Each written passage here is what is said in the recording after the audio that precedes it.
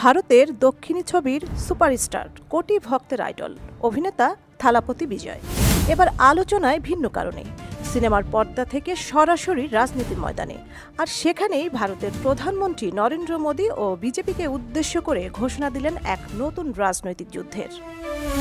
থালাপতি বিজয় তামিল সিনেমার সবচেয়ে জনপ্রিয় অভিনেতাদের একজন।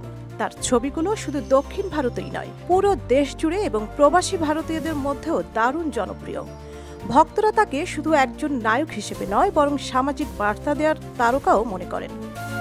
বহু বছর ধরেই তিনি সমাজসেবায় যুক্ত, শিক্ষা, স্বাস্থ্য ও ত্রাণ কার্যক্রমে কাজ করছেন নিজের ফাউন্ডেশনের মাধ্যমে। দীর্ঘদিন ধরেই বিজয়ের রাজনীতিতে আসা নিয়ে গুঞ্জন চলছিল।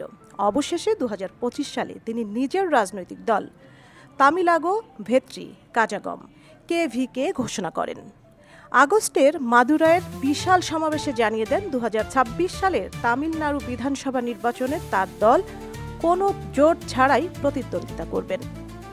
মোদীকে উদ্দেশ্য করে এবার বিজয় সরাসরি বিজেপিকে ফ্যাসিবাদী আখ্যা দিয়েছেন। বলেছেন, বিজেপি ও মোদী সরকারের বিরুদ্ধে এটা কেবল রাজনৈতিক নয়, বরং আদর্শগত যুদ্ধ। তার অভিযোগ, ধর্মকে বিভাজনের অস্ত্র হিসাবে ব্যবহার করা হচ্ছে আর গণতন্ত্রকে দুর্বল করার চেষ্টা চলছে।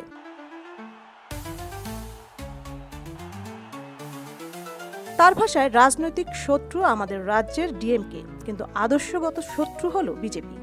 তিনি প্রতীকীভাবে বলেন, সিংহ একবার গর্জন করলেই তার কম্পন 8 কিলোমিটার দূর পর্যন্ত ছড়িয়ে যায়, যা তার দলের শক্তি ও দৃঢ় অবস্থানকে বোঝায়।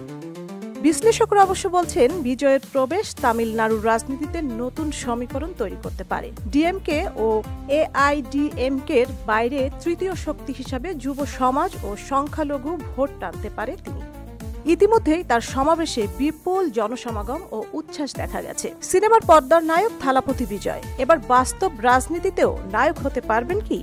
প্রধানমন্ত্রী নরেন্দ্র ও বিজেপির বিরুদ্ধে আদর্শগত এই যুদ্ধে কতটা সফল হবেন তিনি, সেটাই এখন বড় প্রশ্ন। সঞ্জিদা জুথি, সারা বাংলা।